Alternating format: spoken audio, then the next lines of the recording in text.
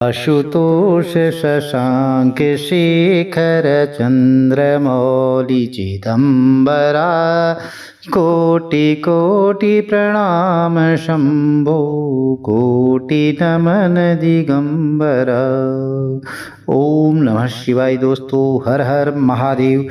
आज की वीडियो में सोमवार व्रत कथा श्रवण करने जा रहे हैं। प्रिय भक्तजनों, वैशाख महीने का सोमवार का दिन है। पहला सोमवार है वैशाख महीने का, और आज के दिन भगवान भोलेनाथ की आराधना करना, व्रत करना बहुत ही शुभ माना जाता है।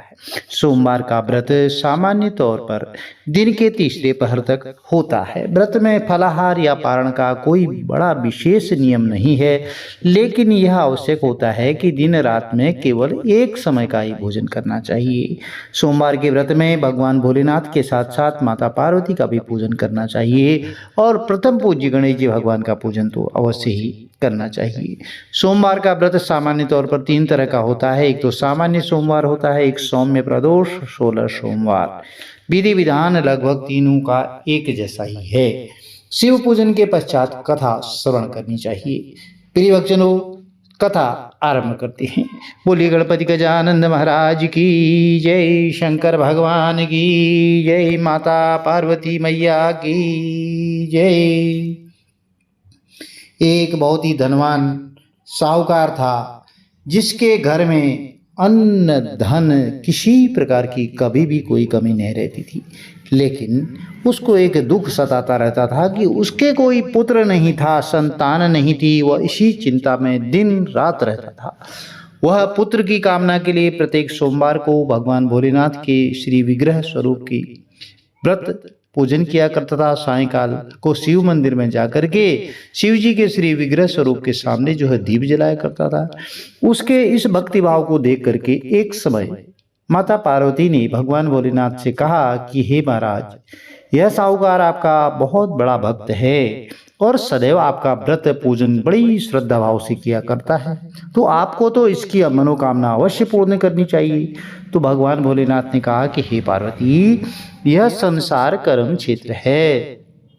जैसे किसान खेत में जिस तरह का बीज बोता है, वैसे ही फसल वह काटता है।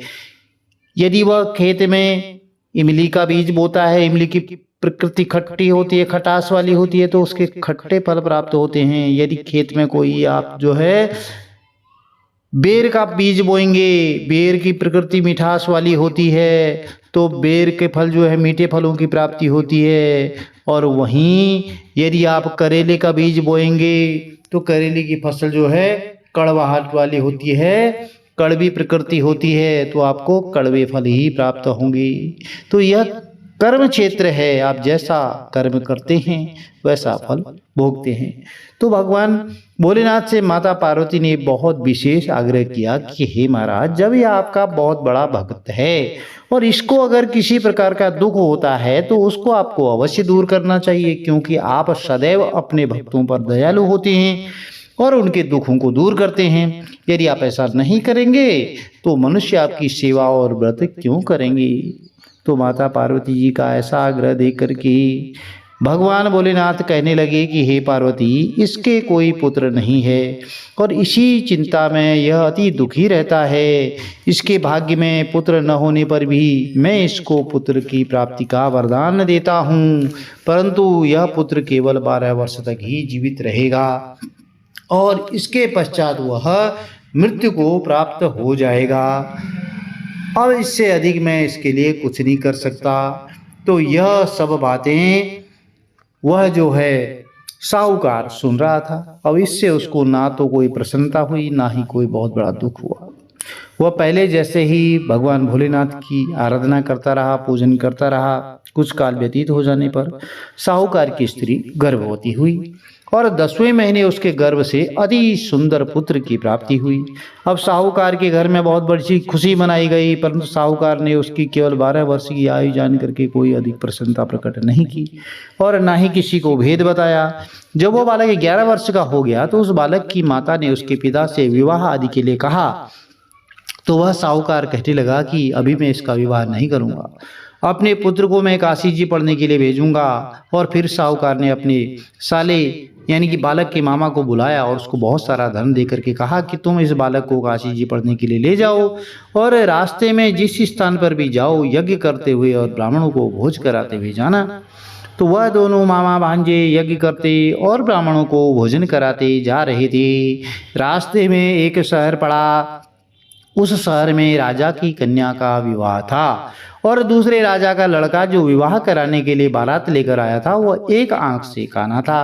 अब उसके पिता को इस बात की बड़ी चिंता थी कि कहीं वर को देख करके कन्या के माता पिता विवाह में किसी प्रकार की अड़चन पैदा ना कर दें। तो इस कारण से जब उसने अति सुंदर सेठ के लड़के को देखा तो मन में विचार किया कि क्यों न इस दरवाजे के समक्ष लड़के से वर का काम चलाया जाए। ऐसा विचार करके वर के पिता ने उस लड़के और मामा से बात की तो वे राजी हो गए और फिर उस लड़के को वर के कपड़े पहना करके घोड़ी पर चढ़ा दरवाजे पर ले गए और सब कार्य प्रसन्नता पूर्वक हो गया। फिर वर के पिता ने सोचा कि यदि विवाह कार्य भी इसी लड़के से करा लिया जाए तो इसमें क्या बुराई है। ऐसा विचार कर उसने लड़के और उसके मामा से कहा, यदि आप फेरों का और कन्यादान का काम भी करा दें तो आपकी बहुत बड़ी मेहरबानी होगी और मैं इसके बदले में आपको बहुत कुछ धन दूंगा। तो उन्होंने स्वीकार कर लिया और विवाह कार्य बहुत अच्छी तरह से संपन्न हो गया। परंतु जिस समय लड़का जाने लगा तो उसने राजकुमारी की चुनरी के पल्ले पर लिख दिया कि तुम्हारा विवाह तो मेरे साथ हुआ है, परंतु जिस राजकुमारी के साथ तुमको भेजेंगे वह एक आंख से काना है और मैं काशी जी पढ़ने जा रहा हूँ। तो लड़के के जाने के पश्चात उस राजकुमारी ने जब अपनी चुनरी पर ऐसा लिखा हुआ पाया तो उसने राजकुमार के साथ जाने से मना कर दिया और कहा कि यह मेरा पति नहीं है, मेरा विवाह इसके साथ नहीं हुआ है और मेरा विवाह जिसके साथ हुआ है वह तो काशी जी पढ़ने गया है। तो राजकुमारी के माता पिता ने अपनी कन्या को विदा नहीं किया और बारात वापस चली गई। उधर सेठ का लड़का और उसका मामा काशी जी पहुंच गए। वहां जाकर उन्हें यज्ञ करना और लड़के ने पढ़ना शुरू कर दिया। जब लड़के की आयु 12 साल की हो गई तो उस दिन भी उन्होंने यज्ञ रचा था और लड़के ने अपने मामा से कहा कि मामा जी आज मेरी तबीयत कुछ ठीक नहीं है। तो मामा ने कहा कि अंदर जाकर सो जाओ। अब लड़का अंदर जाकर सो गया और थोड़ी देर में उसके प्राण निकल गए। जब उसके मामा ने आकर देखा तो वह मुर्दा पड़ा है। तो उसको बड़ा दुख हुआ और उसने सोचा कि अगर मैं अभी रोना पीटना शुरू कर दूं तो यज्ञ का कार्य अधूरा रह जाएगा। इसलिए उसने जल्दी से यज्ञ का कार्य समाप्त कर ब्राह्मणों के जाने के बाद रोना धोना आरंभ कर दिया। संयोगवश उसी समय शिव पार्वती जी उधर से जा रहे थे। जब उन्होंने जोर जोर से रोने की आवाज़ सुनी तो माता पार्वती कहने लगी कि हे महाराज, कोई दुखिया रो रहा है, इसके कष्ट को दूर कीजिए। जब शिव पार्वती ने पास जाकर देखा तो वहां एक लड़का मुर्दा पड़ा था। माता पार्वती जी कहने लगी कि महाराज यह तो उसी सेठ का लड़का है जो आपके वरदान से हुआ था।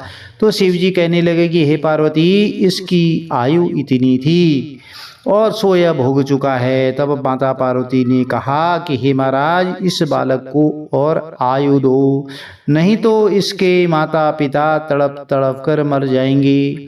तो पार्वती जी के बार बार आग्रह करने पर शिव जी ने उसको जीवन वरदान दिया और शिव जी महाराज की कृपा से लड़का पुनः जीवित हो गया। शिव पार्वती कैलाश को चले गए। तब वह लड़का और मामा उसी प्रकार यज्ञ करते और ब्राह्मणों को भोजन कराते हुए अपने घर की ओर चल पड़े। अब रास्ते में उसी शहर में आए जहाँ इसका विवाह हुआ था। वहां पर आकर उन्होंने यज्ञ प्रारंभ कर दिया तो उस लड़के के ससुर ने उसको पहचान लिया और अपने महल में ले जा करके उसकी बड़ी खातिरदारी की, साथ ही बहुत दास दासियों सहित आदर पूर्वक लड़की और जमाई को विदा किया।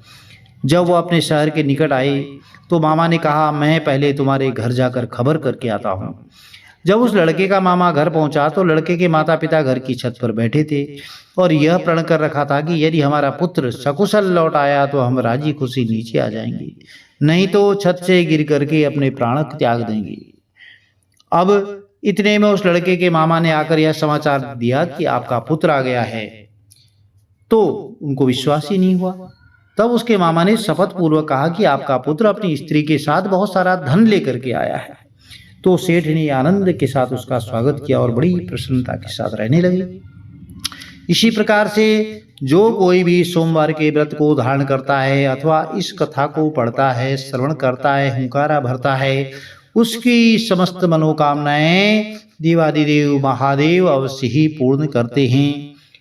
प्रिय भक्तों, यह छोटी सी कथा पूर्ण हुई। उसके बाद कथा के बाद आपको जो है भगवान भोलेनाथ की आरती जरूर करनी चाहिए।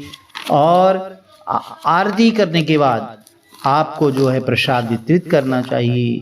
उसके बाद आपको भोजन करना चाहिए, नैवेद्य ग्रहण करना चाहिए। चलिए आरती आरंभ करते हैं। ओम जय शिव ओमकारा, बोले हर शिव ओमकारा। ब्रह्मा विष्णु सदा शिवे, ब्रह्मा विष्णु सदा शिवे, अर्धांगी धारा। ओम हर हर हर महादेव। एकानन चतुरानन पंचानन राजे, बोले पंचानन राजे। हंसानन गरुड़ाशन, हंसासन गरुड़ाशन, वृषवाहन साजे। ओम हर हर हर महादेव। दो भुज चारु चतुर्भुज, दस भुज अति सोहे, बोले दस भुज अति सोहे। तीनों रूप निरखते त्रिगुणा, रूप निरखते त्रिभुवन जन मोहे। ओम हर हर हर महादेव। अक्षमाला वनमाला रुंडमाला धारी, बोले रुंडमाला धारी। चंदन मृग मद सोहे, चंदन मृग मद सोहे, मलय शशिधारी। ओम हर हर हर महादेव। श्वेतांबर पीतांबर बागंबर अंगे, बोले बागंबर अंगे। शनकादिक गरुड़ादिक, शनकादिक ब्रह्मादिक भूतादिक संगे। ओम हर हर हर महादेव। करगे मध्य कमंडल चक्र त्रिशूल धरता, बोले चक्र त्रिशूल धरता। जग करता जग हरता, जग करता जग हरता, जग पालन करता। ओम हर हर हर महादेव। ब्रह्मा विष्णु सदा शिव जानते अविवेका, बोले जानते अविवेका। प्रणवाक्षर के मध्य, प्रणवाक्षर के मध्य, तीनों एका। ओम हर हर हर महादेव। काशी में विश्वनाथ विराजत, नंदी ब्रह्मचारी, बोले नंदी ब्रह्मचारी। नित उठ भोग लगावत, नित उठ दर्शन पावत, महिमा यति भारी। ओम हर हर हर महादेव। त्रिगुण स्वामी जी की आरती जो कोई नर गावे, बोले प्रेम सहित गावे। कहत शिवानंद स्वामी मन भजत हरिहर स्वामी, मन वांछित फल पावे। ओम हर हर हर महादेव। जय शिव ओमकारा, बोले हर शिव ओमकारा। ब्रह्मा विष्णु सदा शिव, ब्रह्मा विष्णु सदा शिव, अर्धांगी धारा। ओम हर हर हर महादेव। बोले शंकर भगवान की जय, बोले गणपति आनंद महाराज की जय, बोलो माता पार्वती मैया की जय। प्रिय भक्तों, यदि कहानी अच्छी लगी चैनल को लाइक शेयर सब्सक्राइब जरूर कीजिए। साथ में बेल आइकन अवश्य प्रेस कर दीजिए, जिससे कि आने वाले वीडियोज की नोटिफिकेशंस आपको ठीक समय पर मिलती रहे। भगवान भोलेनाथ का आशीर्वाद आपके परिवार में कुटुंब में सदैव बना रहे। कमेंट में हर हर महादेव जरूर लिखें। हर हर महादेव। जय माता दी।